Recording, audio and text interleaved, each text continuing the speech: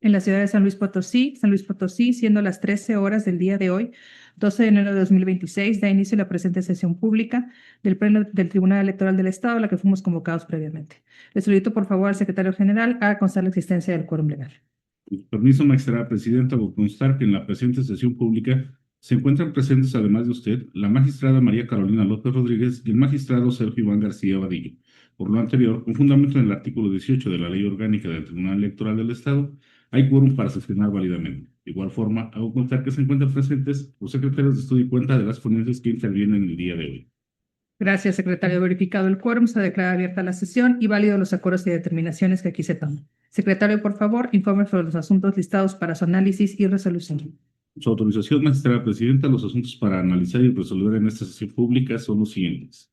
El primero consiste en el proyecto de sentencia del juicio ciudadano con número de expediente PSLP, diagonal JS, diagonal 122, diagonal 2025, que propone usted, magistrada Adriana Porras Guerrero.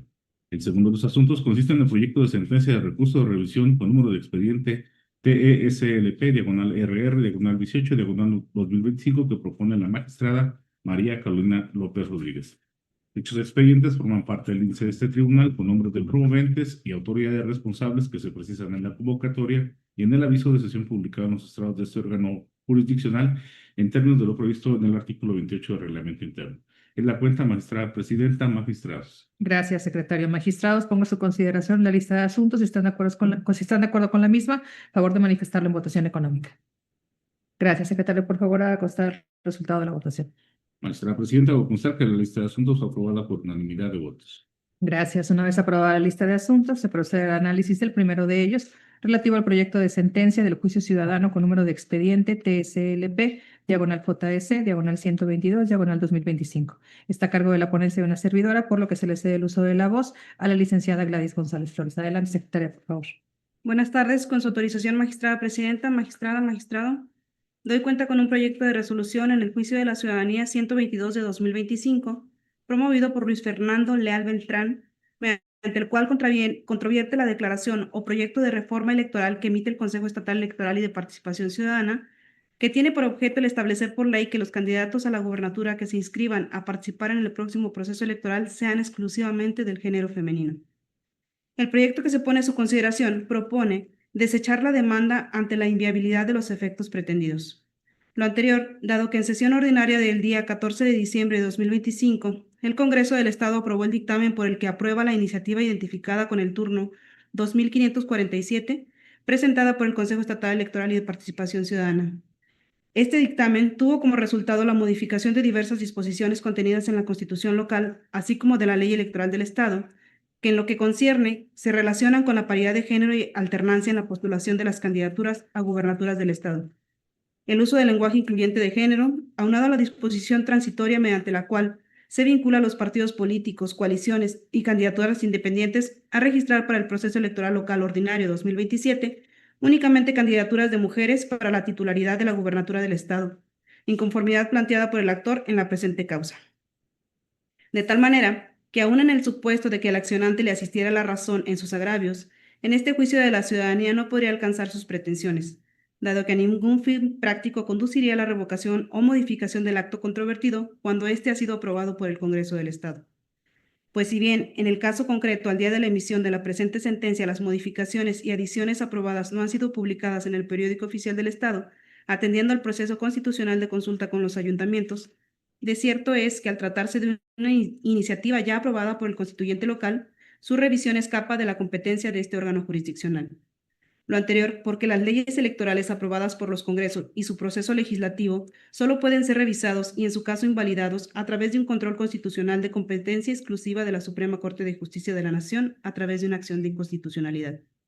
Así entonces, la finalidad de los juicios sometidos a conocimiento de este tribunal es declarar el derecho de forma definitiva a partir de una situación jurídica particular, a efecto de restituir en su caso el derecho que ha sido vulnerado, de tal manera que el requisito que debe existir para que este órgano jurisdiccional pueda conocer de un juicio y emitir una sentencia de fondo que resuelva esta controversia consiste en la viabilidad de los eventuales efectos jurídicos de la resolución que se emita, esto es, que exista la posibilidad real de definir y declarar en forma definitiva el derecho que debe imperar ante la situación planteada, hipótesis que en el caso no se surte, dado que la resolución emitida por este órgano jurisdiccional no podría alcanzar ese objetivo fundamental en virtud de que la iniciativa controvertida ha sido aprobada por el Congreso local.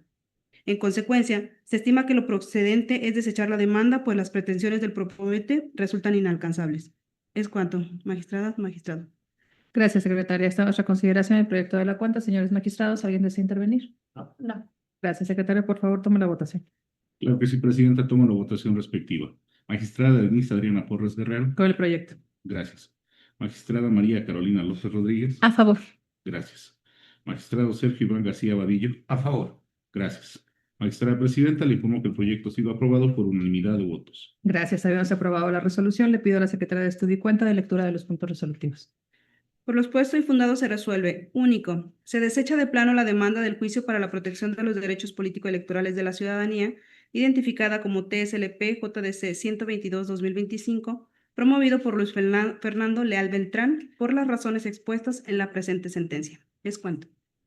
Gracias. Señores magistrados, su consideración los puntos resolutivos. ¿Alguien desea intervenir? No. Gracias. Proceda al engrose, por favor, secretaria de Estudio y Cuenta. Proseguimos con el análisis del segundo de los asuntos relativo al proyecto de sentencia del recurso de revisión con número de expediente TSLP/RR/18/2025. Está a cargo de la ponencia de la magistrada María Carolina López Rodríguez, por lo que se le cede el uso de la voz.